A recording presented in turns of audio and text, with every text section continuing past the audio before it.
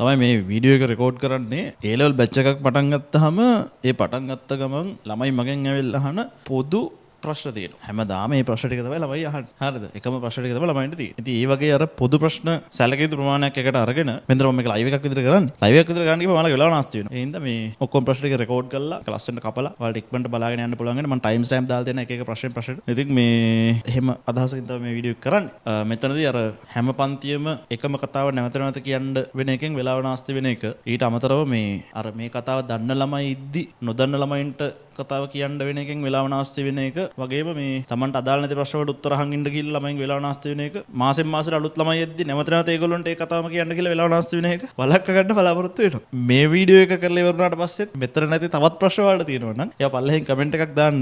ඒ ප්‍රශ්නේ ඔයාලට තියෙන පෞද්ගලික ප්‍රශ්නයක්ද එහෙම නැත්නම් පොදුවේ කොයි කාටත් එන්න පුළුවන් ප්‍රශ්නයක්ද කියලා බලලා මම අර පොදු ප්‍රශ්න ටික අරගෙන තව වීඩියෝ එකක් කරලා දෙන්නම්. පෞද්ගලික ප්‍රශ්න වලට මම කමෙන්ට් එකකට රිප්ලයි එකක් විදිහට උත්තරයක් දෙන්න උත්සාහ කරන්න. අපි වැඩේට යමු. ළමයි මම ඊළඟට කතා කරන්න උත්සාහ කරනවා මේ A level පාස් වෙලා කැම්පස් යන ඔයාට රජයේ විශ්වවිද්‍යාලවල හෝ පෞද්ගලික විශ්වවිද්‍යාලවල තියෙන available degree programs මොනවද? ඒ එක එක degree programs වල අනාගතයේ අර proof ගතිය කොච්චරද? දැන් AI ආගමනයත් එක්ක ඒ එක එක degree program එකේ course content එක මොන වගේ nature එකක්ද තියෙන්නේ? මොන වගේ ස්වභාවයක්ද තියෙන්නේ? ඒක ඇතුළේ තියෙන මේ අන්තර්ගතය සහ අර මේ ඩිග්‍රී ප්‍රෝග්‍රෑම් එකේ නමෙන් තෝරනව වෙනුවට තමන් ඩිග්‍රී ප්‍රෝග්‍රෑම් එකේ ඇතුලේ තියෙන කන්ටෙන්ට් එක දැනගෙන ඩිග්‍රී එක තෝරන්නේ කොහොමද කියලා පොඩි අදහසක් ළමයි අහනවා නිතර සර් කම්පියුටර් සයන්ස් වලයි සොෆ්ට්වෙයාර් එන්ජිනියරින් වල වෙනස මොකක්ද? හරිද? AI ද හොඳ ඩේටා සයන්ස්ද? සමහරවිට ළමයින්ට තේරෙන්නේ මේ දෙකම ඊට ආසන්න එකක් කියලා ඉවරලා. හරිද? එකට එකට යන එකක් කියලා. හරිද? අන්න ඒ වගේ ප්‍රශ්න ළමයින්ගේ තියෙනවා. ඒකට මම මෙතන මේ ප්‍රධාන උපාධි පාඨමාලා කීපයක් සාමාන්‍යයෙන් ප්‍රසිද්ධ උපාධි පාඨමාලා කීපයක් මෙතන මම මේ වැඩේට පාවිච්චි කරනවා. හරිද?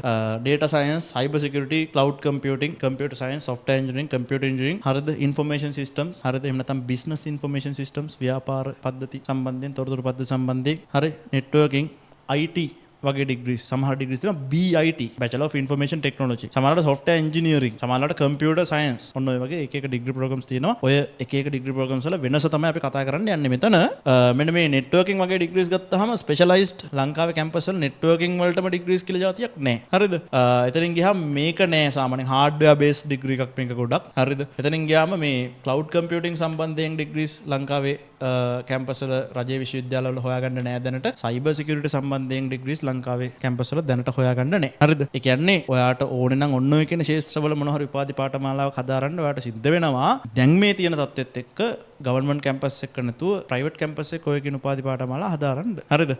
එතකොට දැන් හිතන්නකෝ ඒ තියෙන උපාධි පාඨමාලාවල තියෙන ඒ වගේ කන්ටෙන්ට් එකේ වෙනස හොයාගෙන ඉන්න එපා. ඒක නිසා මම මේක සංසන්දනය කරලා පෙන්වන්නයි මේ උත්සාහ කරන්නේ. හරි. මම උදාහරණයක් විදිහට මේ මම මුලින්ම කැම්පස් යනකොට මම හිතන් හිටියේ software engineer කෙනෙක් වෙනවා. ඒකට පොඩි demand එකක් තියෙන නිකන් engineer අපේ පුතා කවුද?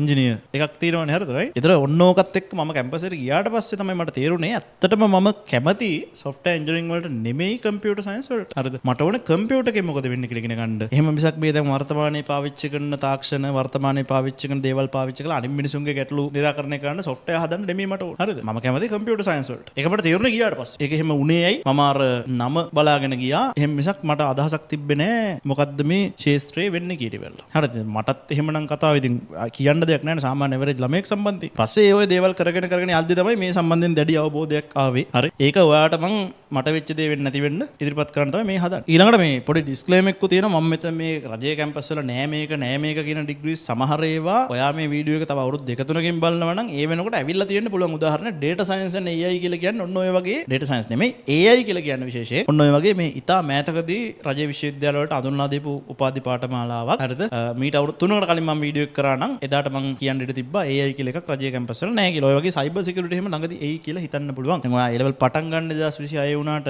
ඉවර කරන 2028 නේ කැම්පස් යන 2029 නේ. එතකොට cyber security වගේ දේවල් ඇවිල්ලා තියෙන්නත් පුළුවන්. උදාහරණයක් විදිහට මේ වෙලාවේ මම කරන්නේ cyber security degree එකක්. හේතුව ඒක ටිකක් ආභරණයක් වගේනේ. එකක් තමයි ලංකාවේ government campus වල කවුරුත් ඒක ගත්ත කෙනෙක් නැහැ. ගත්ත කෙනෙක් ඉන්නවනම් අනිවාර්යෙන් private campus එකකින් ගත්ත කෙනෙක් වෙන්න ඕන. සාර මේ පොඩි මෙව් එකක් තියෙනවනේ අර හැකින් අනම්මනම් වලට නිකන් මිනිසුන්ගේ. ඒකත් එක්ක මම මේ වගේ එකක් කරනවා කියලා තෝරගෙන මේ වෙලාවේ මම එහෙම එකක් හදාරමින් තමයි ඉන්නේ ආභරණයක් විදිහට. ඉතින් එහෙම දේවල් තියෙනවා. සහ මෙතන මම ඉන්ක්ලූඩ් කරලා නැති හරිද? තියෙනවා මේ ගත්තාම නිකන් හිතන්නකෝ ගේම් ඩෙවලොප්මන්ට් වගේ ඒවා. හරිද සමහරලාවට අපි හිතමුකෝ වෙන විවිධ ශාස්ත්‍රවල ඒ ආවේනික ඉතා විශේෂ උපාධි පාඨමාලා තියෙනවා. ලංකාවේ රජයේ විශ්වවිද්‍යාවල නෙමෙයි ලෝකේ ගත්තොත් අපි මේ මුළු ලෝකෙත් එක්කනේ ළමයි දේවල් දකින්න ඕන. හරිද? දැන් කියන ඔයාට හාර්වර්ඩ් එකෙන් ඔක්ස්ෆර්ඩ් එකෙන් ඉගෙන ගන්න යන්න පුළුවන්. ඒගොල්ලෝගේ කොටිම දැන් හාර්වර්ඩ් එකේ වෙබ්සයිට් එකට ගිහිල්ලා බලන්නකෝ. හරිද? ඒ වෙබ්සයිට් එකේ ඔයාට ලංකාවේ ඉඳන් ගෙවලා ඉගෙනගෙන සර්ටිෆිකේෂන්ස් ගන්න පුළුවන් කෝසස් තියෙනවා. හරිද? එතකොට IT කරන ළමයෙක් විදිහට ඔයා පේරාදෙණිය කැම්පස් එකෙන් මොරටුව කැම්පස් එකෙන් කොළඹ කැම්පස් එකෙන් උපාධියක් ගන්නවා කියන කාරණයට අමතරව අර වගේ අන්තර්ජාතික එක්ස්පෝෂර් එකක් ඔයාට හදාගන්න පුළුවන් කියන අදහසත් ඔයාගේ ඔළුවේ තියෙනවා. හරිද? හැම ළමයෙක්ම දුප්පත් ළමයි නෙමෙයිනේ. හැම ළමයෙක්ම එකම සමාජ මට්ටමේ ළමයි නෙමෙයිනේ. එතකොට ඔයාට පුළුවන් නම් afford කරලා වෙන රටක තියෙන ප්‍රයිවට් කැම්පස් එකකට ගිහිල්ලා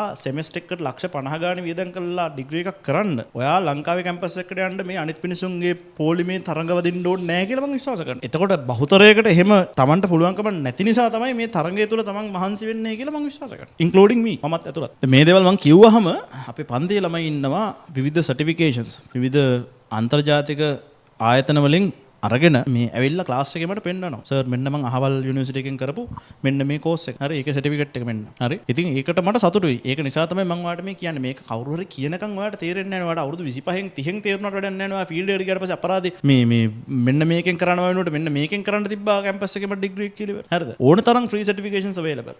හරි ඊට අමතරව ඔයා CCNA වගේ කරනවා නම් නෙට්වර්කින් සම්බන්ධයෙන් CEH වගේ ඒවා කරනවා නම් ඔය ethical hacking සම්බන්ධයෙන් හරිද ඕන තරම් ෆ්‍රී පාත්වේස් YouTube එකේ වීඩියෝ සීරීස් පිටින් තියෙන සමහර මිනිසුන්ගේ ඒ වීඩියෝ ටික බලලා ලස්සනට ඒකෙන් ලස්සන නෝට් එකක් හදාගෙන පිළිවෙලට ඔයාට ඒ අදාළ එක්සෑම් වලට සල්ලි ගෙවලා අදාළ ආයතන වලින් හරිද මේ වැලිඩ් සර්ටිෆිකට්ස් ඔයාට ඕන තරම් කියලා පෙන්වන්න පුළුවන් සර්ටිෆිකට් ඒ වල කරන අතරතුරේ ඕන තරම් ගන්න chance එක තියෙනවා. මේ අපි කතා කරන IT ශාස්ත්‍රය ගැන හරිද? මේ ශාස්ත්‍රය අනිත් ශාස්ත්‍ර වලට වඩා ගොඩාක් දැන් හිතන්නකෝ ડોක්ටර් කෙනෙක් වෙන්න හිතන් ඉන්න කෙනාට තියෙන එකම පාත් එක තමයි A level කරලා කැම්පස් එකට ගිහිල්ලා ඊට පස්සේ මෙඩිසින් කරලා අවුරුදු 6කින් එළියට ඇවිල්ලා ડોක්ටර් කෙනෙක් වෙන එක. ඊට අමතරව ඔයා නිකන් අර දැන් හිතන්නකෝ දත් ටික ගැන ඉගෙන ගත්තා කියලා දත් ටිකට විතරක් බෙහෙත් දෙන්න බෑ. තේරෙනවද කතාව?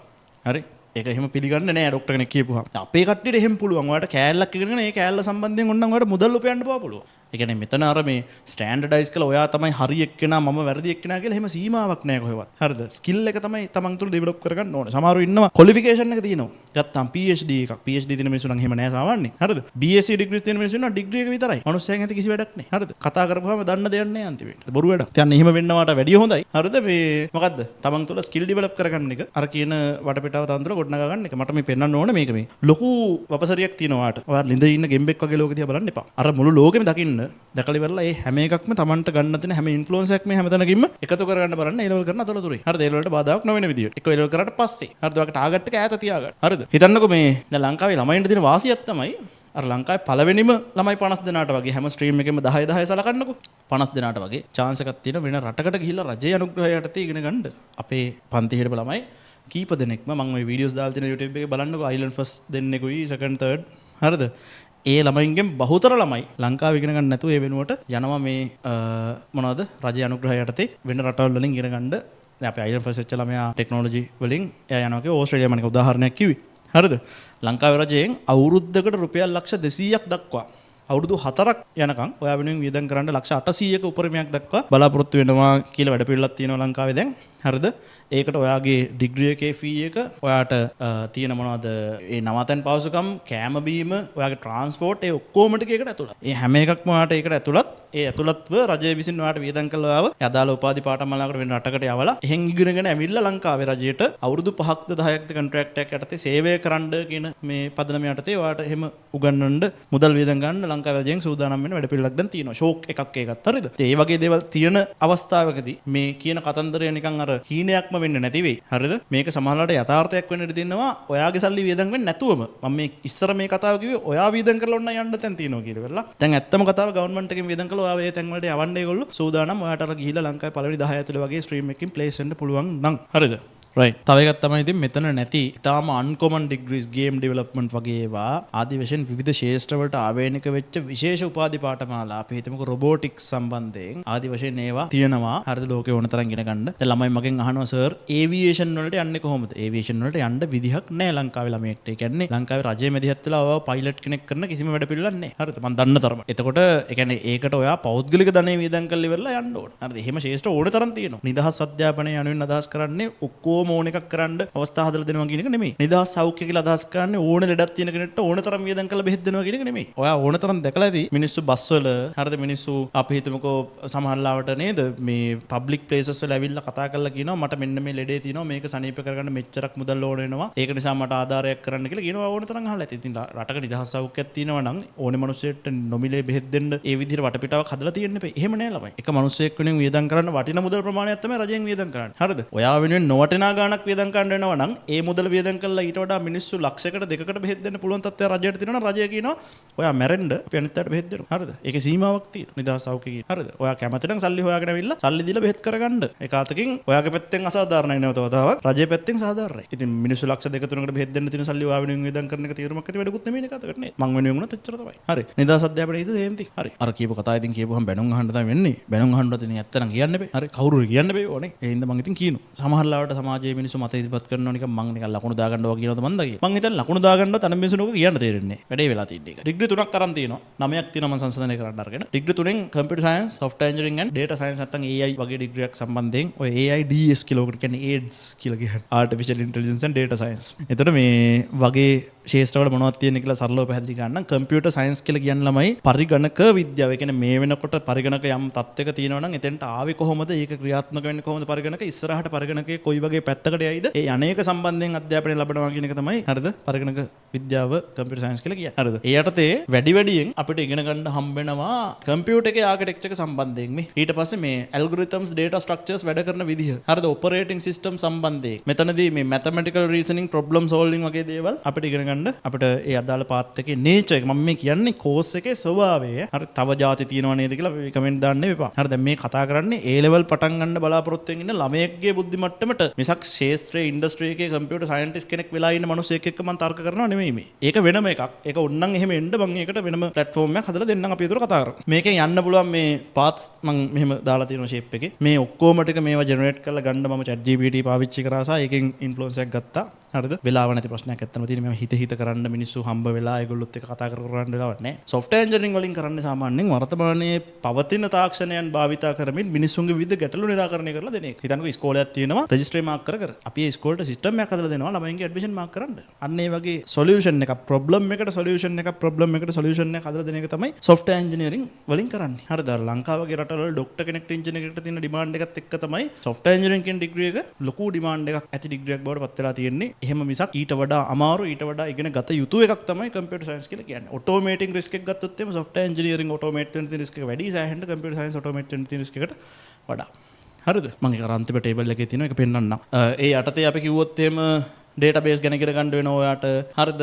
software design කරන හැටි architecture ගැන, හරිද? development කරන හැටි, testing ඔය එළවලට තියෙනවා ලාවට shape එක ගන්න සම්බන්ධයෙන් හරිද? application development team එකක් එක්ක වැඩ කරන හැටි ඔය දේවල්. code ලියන්න වගේ තමයි තියෙන්නේ. ඕකෙත් එක එක level තියෙනවා. senior software engineer ඉන්නවා, system architect අනම්මනම් හරිද? code ලියන එකා ඉන්නවා, බැනුම් අහන එකා ඉන්නවා, පඩි ගෙවලා එහෙම ඉන්නවා. එක එක level තියෙනවා. හරිද? right? හරි. ඊට පස්සේ data science කියන්නේ AI කියලා කියන්නේ මේ මෑත කාලිනව මේ බිහි වෙච්ච ශාස්ත්‍රයක්. big data කියලා කතා කරන අපි එකක්. ඒ කියන්නේ මේ පරිගණක පද්ධති බිහිවීමත් එක්ක ඉතා වේගයෙන්, ඉතා විශාල දත්ත ප්‍රමාණ, ඉතාම මේ variety එකක් යටතේ කියන්නේ විවිධ වර්ගයේ දත්ත බිහි වෙන්න ලෝකේ පටන් ගන්න තියෙනවා. ඒ දත්ත ඇනලයිස් කරලා තීන්දුව తీරන ගන්න ඒවා භාවිත කළ යුතුයි. ඒ සම්බන්ධයෙන් ඉගෙන ගන්න එක. ගොඩක් තියෙන statistics, mathematics වගේ දේවල් තමයි මේකට තියෙන්නේ. AI කියලා කියන්නේ ඒ සම්බන්ධයෙන් තීන්දුව తీරන ගන්න විවිධ algorithms එක්ක ගනුදෙනු කරන එක තමයි ඒ algorithms හදන හැටි ගැන ඉගෙන ගන්න එක තමයි මෙතන තියෙන්නේ. මේ R වගේ languages වලින්, Python වගේ languages වලින් ඔය data analytics කියන එක කරනවා. හරිද? stat, maths and stat ගැන හොඳ idea එකක් තියෙනවා. ඒ කියන්නේ ඔයා AI කරන්න DS කරන්න යනවා නම් ඔයා සම්පූර්ණයෙන් ගණිතයක ගැටෙන්න ඕන. හිතන්නකෝ ඔයාට A level maths බෑ. හැබැයි ඔයා යනවා data science කරන්න. කෙලම වෙනවා. I think හරිද? අන්න ඒ වගේ එකක් තමයි මේ ඔන්න මේ තුන ගැන දලා අදහසක් දුන්නා. ඇත්තටම අරක ගත්තාම බේස් එකක්. හරිද? මේ දෙක ගත්තාම මේ බේස් එක මත පදනම්ව කරන මේ ඇප්ලිකේෂන්ස් දෙකක් වගේ. හරි. ඊළඟට මේ තව ඩිග්‍රීස් තුනක් cyber security, cloud computing and network. තුනම almost එක වගේ ශාස්ත්‍රවල ඩිග්‍රීස්. හරිද? networking වලින් ජාලයක් සහ ඒ ජාලයේ භෞතික ආකෘතිය මේන්ටේන් කරන එක සහ ඒකේ තාර්කික ආකෘතිය මේන්ටේන් කරන එක සම්බන්ධයෙන් තමයි කතා කරන්නේ. සයිබර් සිකියුරිටි වලදී කතා කරන්නේ ඒ වගේ ජාල ආරක්ෂා කර ගැනීම සම්බන්ධයෙන් අපිට ගන්න පුළුවන් ක්‍රියාමාර්ග සම්බන්ධයෙන්. ක්ලවුඩ් කම්පියුටිං වලින් කතා කරන්නේ ජාල භාවිතා කරමින් මිනිස්සුන්ට සේවා සපයන්න පුළුවන් ආකාර සම්බන්ධයෙන් කතා කරන එක. අපි එක එක කතා කරන් යමු. සයිබර් සිකියුරිටි වල ළමයි තියෙනවා ක්‍රිප්ටෝග්‍රැෆි, මේ গুপ্তකේතනය, නෙට්වර්ක් සිකියුරිටි, ජාල ආරක්ෂා කිරීම, ethical hacking දැන් හිතනවා මෙහෙම ළමයි හිතනවා cyber security කියලා මේ computers hack කරන හැටි තමයි උගන්වන්නේ. එහෙම නෙමෙයි. අපි ගෙවල් වලට හොරු පයින් විදිහ උගන්වන්නේ නැහැ නේ සාමාන්‍යයෙන් පන්ති දාලා. අපි උගන්වනවා ගෙවල් ආරක්ෂා කරගත යුත්තේ කෙසේද හොරුන්ගෙන්. එතකොට ඒ විදිහට ආරක්ෂා කරගෙන නැති ගෙවල් තියෙනවා නම් කාට හරි ඒ වගේ මෙන්න මේකේ අඩුපාඩු තියෙනවා. අපි හිතමු දොරක් කරලා දාලා ගියක් තියෙනවා. අපි එයාට ගිහිල්ලා කියනවා ඔයාගේ දොර ඇරලා තියෙන්නේ වහගන්න කවුරු හරි වගේ එකක් තමයි මෙන්න මේකෙන් කරන්නේ. අර මෙහෙම හුඩි එකක් දාගෙන රෑට කෝඩ් ලියනවා කියන එක නෙමෙයි cyber security කියලා කියන්නේ. අන්තිමට හැම එකේම මේ මෙහෙම අර ඉන්දියන් කෙනෙක් බෝඩ් එක උගන්වන එකක් බලන් ඉන්න එකක් තමයි තියෙන්නේ. හරිද? රයිට්. මොනව කරන්නද කියලා. අර end of the day. cloud computing කියන්නේ ළමයි තමන්ගේ පරිගණකයේ භාවිතා කිරීම වෙනුවට වෙනත් අයෙක්ගේ පරිගණකයේ භාවිතා කරමින් සේවා ලබා ගැනීම. There is no cloud, it's just someone else's computer කියලා කියනවා. shirt වල එහෙම print කරලා දෙනවා දැකලා ඇති. ඔයාගේ computer එකේ storage එක මදින්ද ඔයා වෙන කාගේ computer එකේ storage එක පාවිච්චි කරනවා. හිතන්නකෝ ඔයාගේ computer එකේ processing power එක මදින්ද ඔයා අන්තර්ජාලේ වෙනත් කෙනෙක්ගේ processing power එක පාවිච්චි කරලා ඔයාගේ වැඩේ කරගන්නවා. අන්න ඒ වගේ එකක් තමයි cloud computing කියලා කියන්නේ. ඒකට අදාළ තාක්ෂණ සම්බන්ධයෙන් ඉගෙන ගන්න එක සහ ඒවත් එක්ක ගනුදෙනු කරන එක තමයි cloud computing degree එකදී කරන්නේ.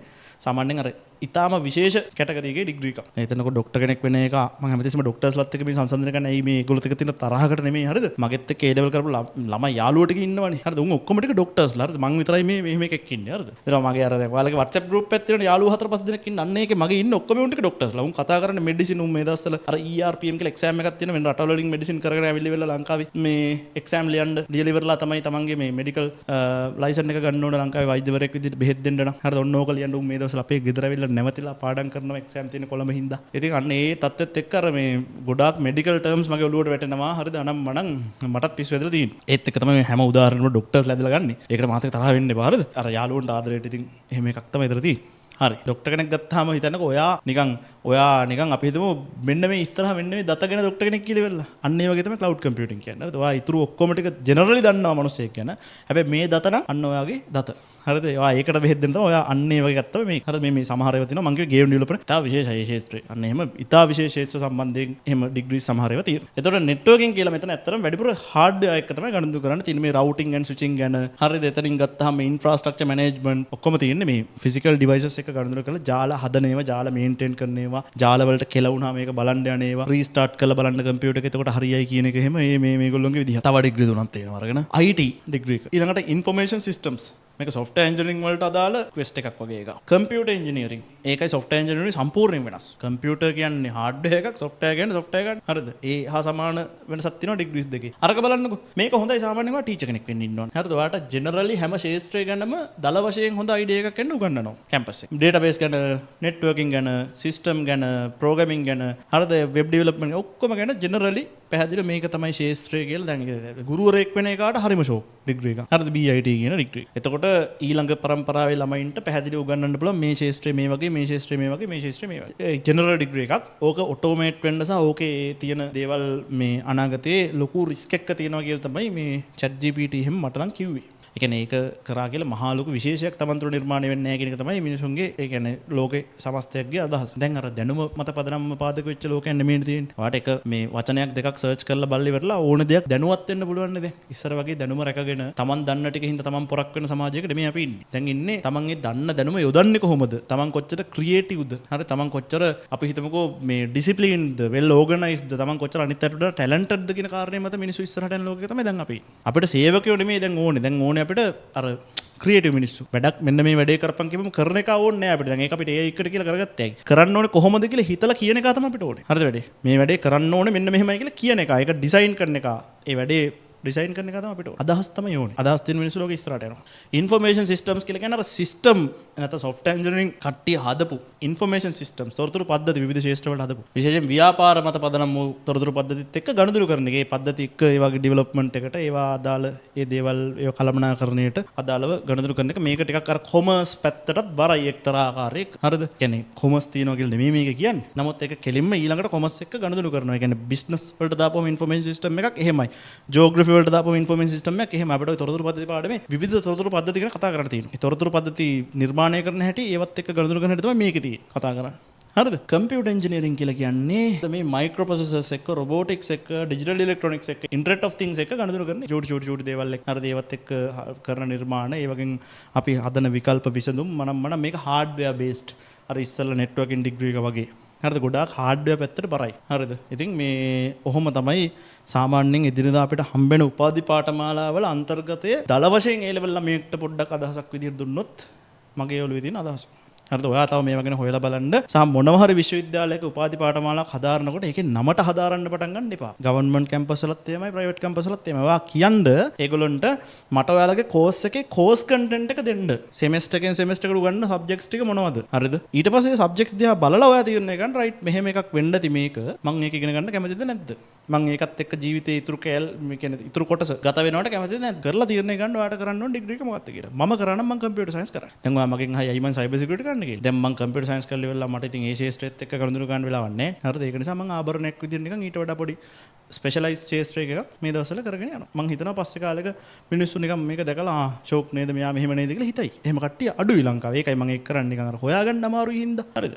එහෙම සීන් නැත් තියෙන කම්පියුටර් සයන්ස් කරපු කට්ටිය ඕන තරම් ඉන්න. සොෆ්ට්වෙයාර් එන්ජිනියරින් කරපු කට්ටියත් ඕන තරම් ඉන්න. ළමයි එනවා මාත් එක්ක මේ කතා කරන්න පන්ති වරුණ හැමෙමටක් ගාලා මේ සර් මං අහවල් කැම්පස් එකේ අහවල් ඩිග්‍රී කරනවා. ඒක හොඳයිද? මන් දන්නේ නැහැ. එයාට කිසිම ලීඩ් එකක් නැහැ එතනින් එහාට. අපි හිතමු X නැමැති ප්‍රයිවට් කැම්පස් එකේ Y නැමැති ඩිග්‍රිය මං කරන්න යන්නේ සර්. දැන් මං ඒතර මුළු ලංකාවේ තියෙන ඔක්කොම කැම්පස් ගැන දැනගෙන ඔක්කොම ඩිග්‍රී ගැන දැනගෙන ඒක ඇතුළේ තියෙන කෝස් කන්ටෙන්ට් එකක් දැනගෙන ඉන්න ඕනද? එහෙම නැහැ.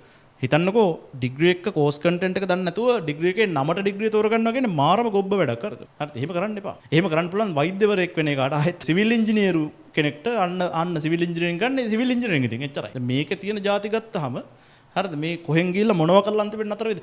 ඔයා හිතන්නකෝ ඔයාට ලොවෙත් අදාළ නැති එකක් කරන්න සිද්ධ වුණොත් එහෙම කැම්මට ගිහිල්ලා වෙලා කැම්පස් එක රෙජිස්ටර් වෙනවා. ටික කාලයක් කරයිද තමන් කැමති නැති දේවල් තමයි තියෙන්නේ කි. දැන් අම්මට තාත්තට මූණ දෙන්නත් බෑ. ඔන්න ඔය කමන්නේ මේක කරනවා කියලා කරලා ඉවර ගන්න තමයි වෙන්නේ.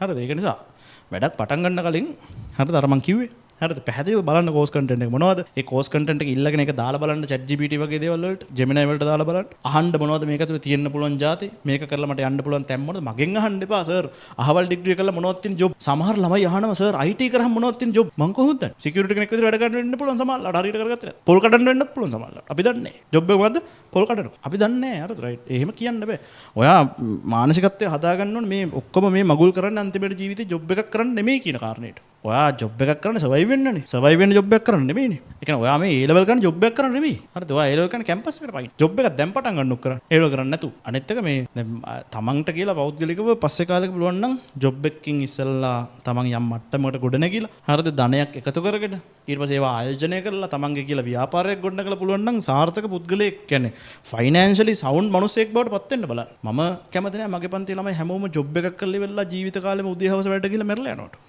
හරිද ඒ කියන්නේ ඒ ප්‍රශ්නේ අහන ළමයා සම්බන්ධයෙන් මට නෝ දැඩි අපෑදීමක් සර් මොනවද තියෙන ජොබ් මම කල්පනා කරනවා ජීවිතේට ගොඩ යෑමක් නැහැ නේ මේ වගේ මයින්ඩ් සෙට් එකකින් ළමයට ඇයි චූටි කාලේ ඔයාගෙන් අහනවනේ ප්‍රශ්නයක් ටීචර් මොකද්ද පුතා ඔයා කවුරු වෙන්නද කැමති ඔයා අනිත් පැත්තට කල්පනා කරනකොට ඔයා මේ සමාජයේ මොනවාරි හිදසක් පුරවන්න නේද ඔය හදන්නේ කියලා ඒකෙන් Tamanටනේ සෙතේ මොකද්ද කියලා හිතන්නකෝ බලන්න ඔයා දන්න ඩොක්ටර්ස්ලා ඔයා දන්න ඉන්ජිනියර්ස්ලා ඔයා දන්න ලෝයර්ස්ලා කල්පනා කරලා බලන්නකෝ දැන් ඔයා කියයි දැන් මෙහෙමයි මම ඔයාට කිව්වොත් ඔයා දන්න සිංගර්ස්ලා කල්පනා කරලා බලන්න කියලා ඔයාට කල්පනා වෙන්නේ මයිකල් ජැක්සන්ව ඔයා මයිකල් ජැක්සන් නෙමෙයිනේ ඔයා බාත්රූම් එකේ සින්දු කියන්නේ තේරුම් ගන්න වැඩි ස්පෝර්ට්මන්ලා ගැන කිව්වහම ඔයා හිතන්නේ රොනාල්ඩෝ නෙමෙයි ඔයා හන්දින ක්‍රිකට් ගහන්නේ එතකොට රොනාල්ඩෝලා ඉන්නේ එක්කෙනයිනේ ලෝකෙට මයිකල් ජැක්සන්ලා ඉන්නේ එක්කෙනයිනේ එතෙන්ට යන්න මාර අමාරුයි මාර කම්පිටිටිව් එහෙම නෙමෙයි ජෙනරල් වැඩක් කරමු අපි ලංකාවේ ක්‍රිකට් ටීම් එකේ 11 දෙනාට සිලෙක්ට් වෙන්න ඩ්‍රීම් එකක් තියාගන්න ප්‍රශ්නයක් නැහැ යන්න හරි අමාරුයි එතෙන්ට හැබැයි හරිද 11 ඉන්නේ ගන්නේ ඉන්දියාවේ ටීම් එකට ඊට වඩා අමාරුයි ජනගහනය වැඩි බිලියන 2ක් විතර ඉන්නවා ඉන්දියාවේ ලංකාවේ කොහොමද බෑන්නේ හරිද ඒතර ඔයා කල්පනා කරන්න ඕන සාමාන්‍යයෙන් ඔයා දකින එදිනදා ජීවිතේ හම්බෙන මිනිස්සුන්ගෙන් වඩාත් සාර්ථක වෙලා ඉන්න මිනිස්සු කවුද අන්න මිනිස්සුන්ට පේන්න පටන් ගන්නවා ඩොක්ටර්ස්ලා හොඳයි ඉන්ජිනියර්ස්ලා මරු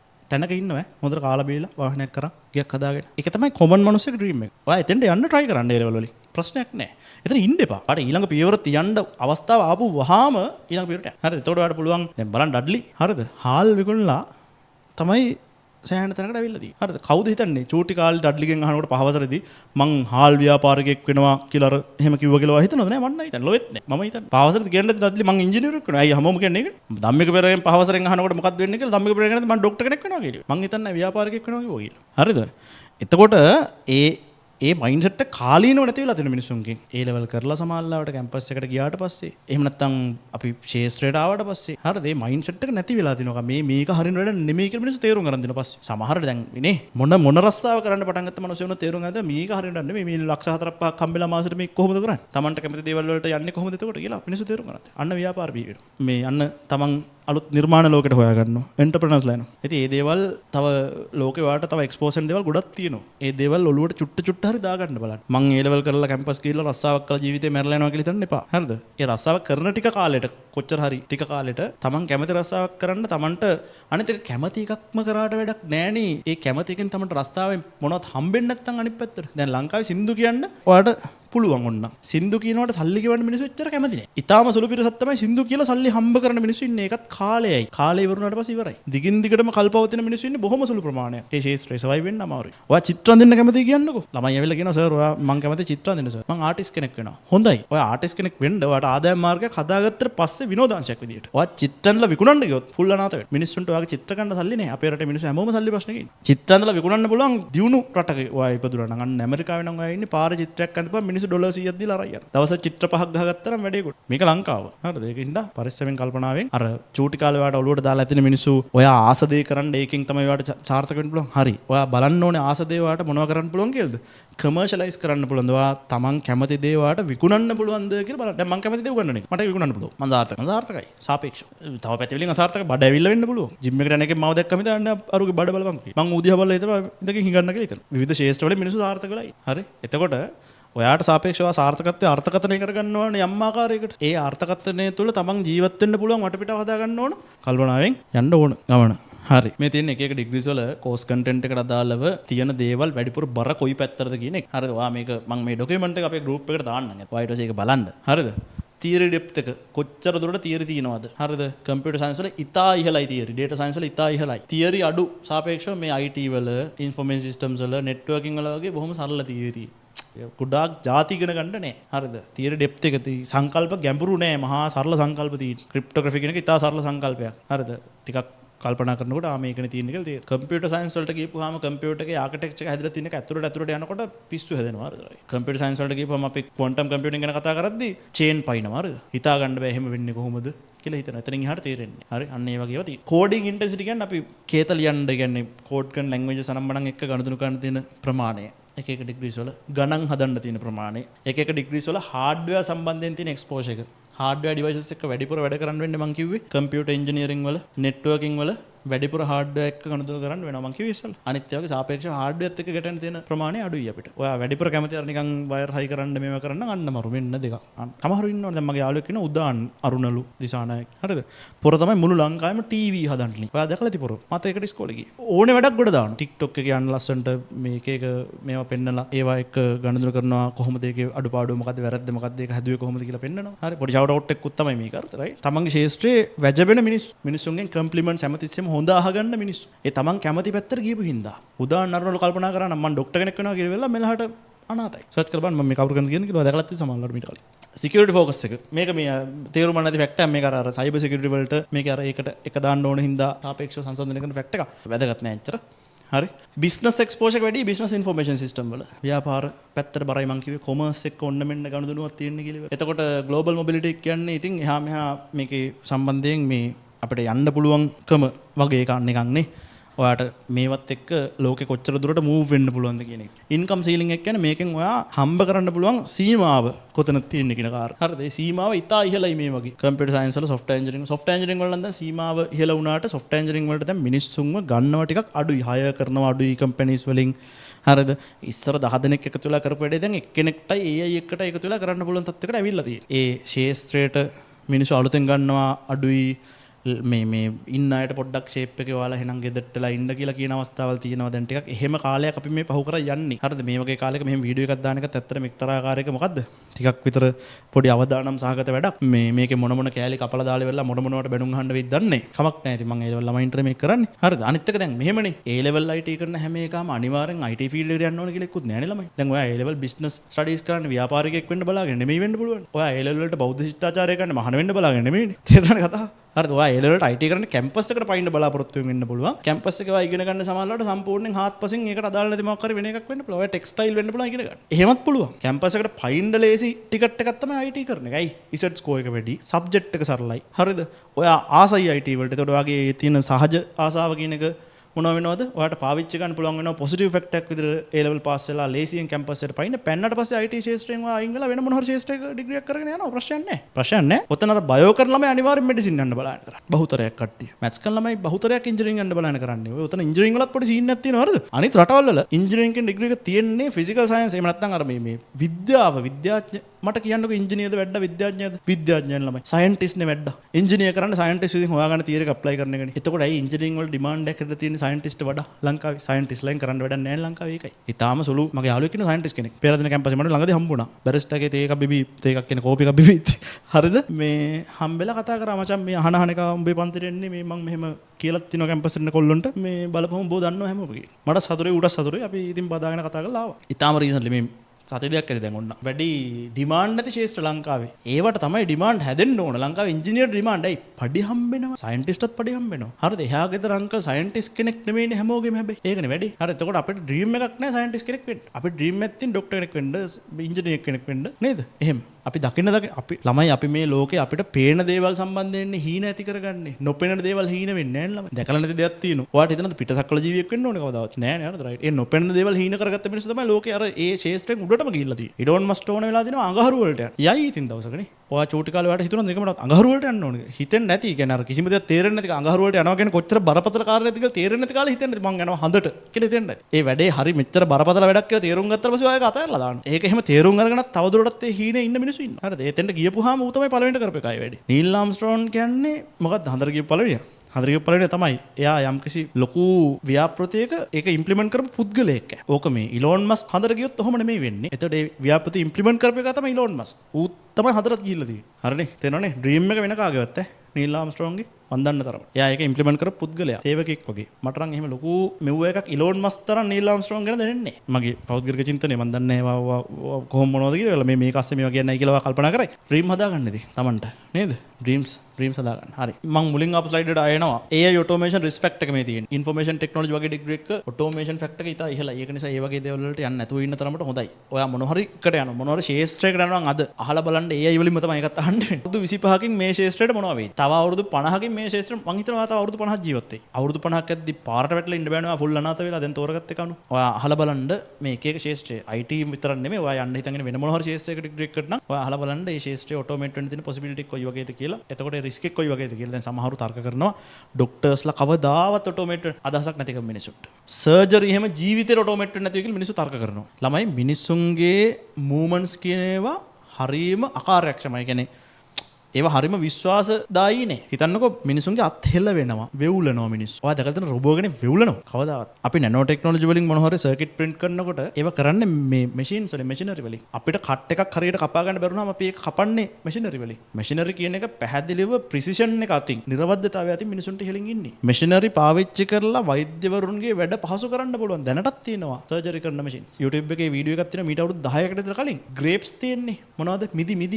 මිදි ගෙඩියක පොතු ගලවනවා තියෙනවා මැෂින්. හිතන්න කොච්චර සියුම් වැඩක්ද කියලා. මිදි ගෙඩිය තුවාල වෙන්නේ නැති වෙන්නේ. කාලයකට කලින් කරපු එක. දැන් තියෙනවා මැෂින්ස් ડોක්ටර්ස්ලා මේ මොනවා කරනද? ડોක්ටර්ස්ලා සර්ජරි කරන ඒ මැෂින්ස් ડોක්ටර් කෙනෙක් දාගෙන සර්ජන් කෙනෙක් and ડોක්ටර් කෙනෙක් કા two things.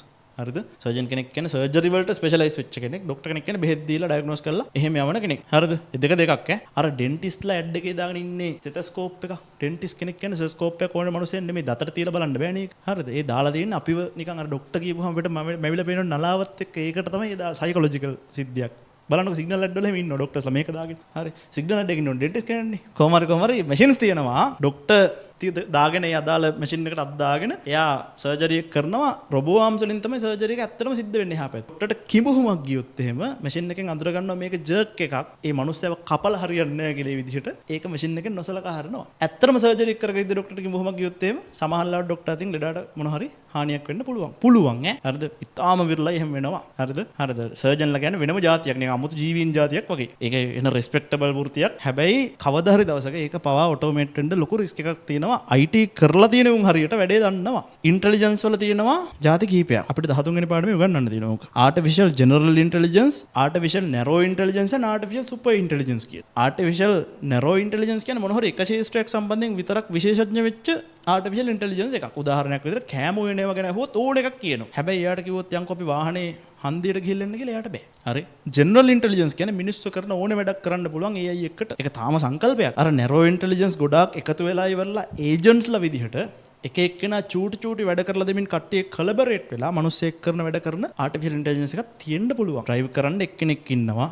කෑම උයන්න තව එක්කෙනෙක් ඉන්නවා. තව වැඩක් කරන්න තව එක්කෙනෙක් ඉන්නවා. තව වැඩක් කරන්න තව එක්කෙනෙක් ඉන්නවා. ඔක්කොම ටික කොලැබොරේට් කරලා එකක් කරපුවාම ජෙනරල් ඉන්ටෙලිජන්ස් එකක් හැදෙනවා. එතකොට ආටිෆිෂියල් සුපර් ඉන්ටෙලිජන්ස් කියන්නේ මොකද්ද? මිනිස්සු කරලා නැති වැඩ කම්පියුටර්ස් කරයි කියලා මිනිස්සු බලාපොරොත්තු වෙනවා. මිනිසුන්ට කරන්න බැරි physical and logical activities computers කරයි අනාගතය කියලා මිනිස්සු බලාපොරොත්තු වෙනවා. අන්න එදාට තමයි මිනිසුන් කෙලවෙන්න පටන් ගන්න. එහෙම අවස්ථාවක් පවා එන්න පුළුවන් කියලා කියන්නේ. ඒ කියන්නේ ඔය තියරි එකවත් දන්නේ නැති මිනිස්සෙක් තමයි AI වලට සාපේක්ෂව මිනිස්සු ඉන්නේ ඉස්සරහින් කියලා තර්ක කරනවා නම් කරන්න මේ වෙලාවේ. ඕක මීට අවුරුදු 5කට 10කට කලින් කරා නම් කිසි ප්‍රශ්නයක් නැහැ, හරි වෙන්න පුළුවන්. මේ වෙලාවේ කොච්චර රිස්ක් එකක් තියෙනද AI හින්දා මිනිස්සුන්ට කියන කාරණේ නොදැනුවත්ව තමයි මිනිස්සු ගොඩක් තමන්ගේ මේ ඉන්න වෘත්තීන් ඉන්න තමන්ගේ සමාජ මේ ඒ ස්තර අල්ලගෙන නෑ අපි මේකේ කොහොම හරි ඉන්නවා කියලා තර්ක කරන්නේ. මිනිස්සුන්ට මේකේ කෙලවෙලා යන්නේ නෑ අරද? මිනිස්සු කාලීනව වෙන වෙන ಜಾති හොයාගෙන ඉකරන්න.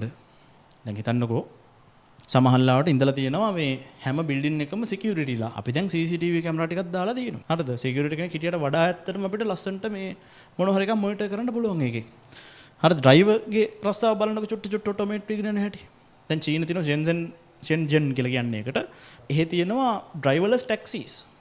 හරිද? කෙලින්ම ඩෙස්ටිනේෂන් එකට යන්න පුළුවන් වාහනේ තනියෙන් යන්නේ. එතකොට දැන් මීට අවුරුදු 10කට 15කට කලින් ඩ්‍රයිවර්ස්ලා හිතන්න හදන ජීවිතේට තමන්ගේ ජොබ් එක ඔටෝමේට් වෙන්නේ නැති වෙයි කියලා. අනිත් එක තමයි මරු වැඩේ කියන්නේ ඔටෝමේෂන් ගත්තාම ඩ්‍රයිවර් කෙනෙක් අතින් වෙන්න තියෙන ඇක්සිඩන්ට් එකක් වෙන්න තියෙන පොසිබිලිටි වලට ඉතා අඩුයි. තාම අඩුයි. 0.0.0 ගානක් තමයි පොසිබිලිටි එක තියෙන්නේ. නැත්තම් හිතන්නකෝ මේ ඔටෝමේට් කරපු වාහන දෙකක් හැප්පිලා ඇක්සිඩන්ට් එකක් වෙන්න. ප්‍රශ්නේ තියෙන්නේ ඩ්‍රයිවර්ස්ලා අතින් ඇක්සිඩන්ට් වුණාම එදිනදා පාරේ හැප්පුණාම ඕම තමයි මිනිස්සු ඉතින් එහෙමනේ මිනිස්සුන්ට වැරදි වෙනවනේ කියලා මිනිස්සු ඒක එච්චර ගණන් ගන්නේ නැහැ. හැබැයි AI එකක් ඩ්‍රයිව් කරන වාහනයක් නිකමට පාරෙන් එළියට පැනලා ගිහලා වෙන එකක් හැප්පුණොත් එහෙම ඒක ලොකු කතාවක් කරගෙන මෙන්න AI එකක් හැප්පුණා බුදු අම්මෝ කියලා ඉවරලා මිනිස්සු ඒක ලොකුවට උඩට උස්සගෙන ඒක කතා කරනවා.